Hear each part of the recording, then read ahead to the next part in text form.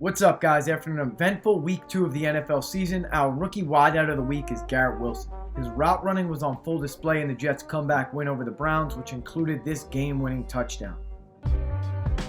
Wilson is aligned at the bottom of your screen for his first target of the day. He's going to be running a stutter and go, wins the route initially, and makes an excellent catch, but finishes out of bounds. You'll notice there is some space here between Wilson and the corner at the line of scrimmage, and he does a nice job eating up that space with tempo prior to exiting with speed. He snaps down as if he is running a hard break and flashes eyes to the ball or quarterback. At this point, he gets the corner to take one step downhill, which is usually enough to win at this level. However, you'll notice rather than focusing on maximizing that separation that he created, Wilson immediately looks back for the ball. This naturally causes a loss in speed, and the corner is able to get back in phase. Now, we weren't in the meeting rooms or at practice, so we can only speculate where the reception area is here. If this is expected to be driven right when he clears the cover defender, then there's no problem with tracking early. However, based on the single high safety's alignment here, so far away from where Wilson is, there doesn't really seem to be a reason for this to be driven in early. We'd like to see Wilson exit this stutter with his head down to accelerate away from his cover defender, possibly working to stack vertically prior to tracking. This will help him maintain speed to run away from the cover defender.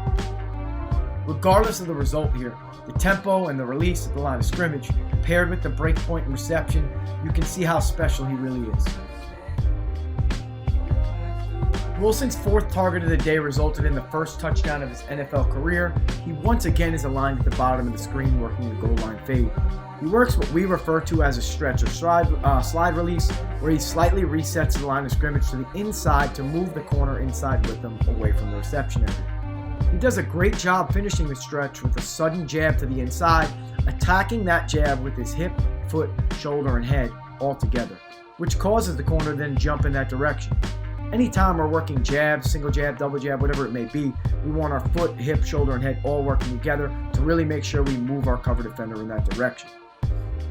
The tempo in which he works his release is so important for two reasons. The first is that it maximizes the separation, as we mentioned previously. Secondly, it leaves room for Flacco to drop the ball in, and Wilson can catch in stride. Should this release be rushed, Wilson would be at the catch point early, allowing the corner to recover. Ultimately, the ball would become a jump ball. Some wideouts prefer, they don't need to win at the line of scrimmage because they're so good at attacking those 50-50 balls. Wilson, as an elite separator, chose to win early. No need for a jump ball when you can create 3 yards of separation at the line of scrimmage. At the end of the third quarter, Wilson runs a clean post corner route, and to be honest, this very well may be a corner that he teases the post stem on. Regardless, the main coaching point here is how he runs through each pressure step. There's minimal loss in speed, and this is what causes the safety to flip his hip to the inside. Our goal on any post corner or even a corner route should be to get our cover defender turned in the opposite direction. The only way to do so is to threaten him then. Wilson does an exceptional job doing so by running through his pressure steps. Nothing fancy or cute about it. There is no substitution for attacking. Garret Wilson's final target is the game winner. There truly is not a ton to break down here other than how he attacks prior to the pressure step to the bang or short post. He essentially is working on the safety, although the slot defender is most likely responsible for staying in that post window. Due to the depth of the safety, this is basically routes on air for us, unless we provide an indicator to the safety that a break is coming. What we mean by an indicator, any change in body language or stride, which would trigger the safety to drive that post break early. This clip is frozen prior to the pressure step to the post. Due to his shoulders staying square and his stride being maintained prior to the break, he is still a threat to break out, break to the corner, continue up the seam, or break to the post as he does here, and that's essentially what prevents the safety from driving this break point early. This is a big way for the rookie to finish his second game of the of his NFL career. He has an extremely bright future.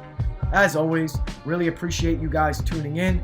Any and all feedback is greatly appreciated.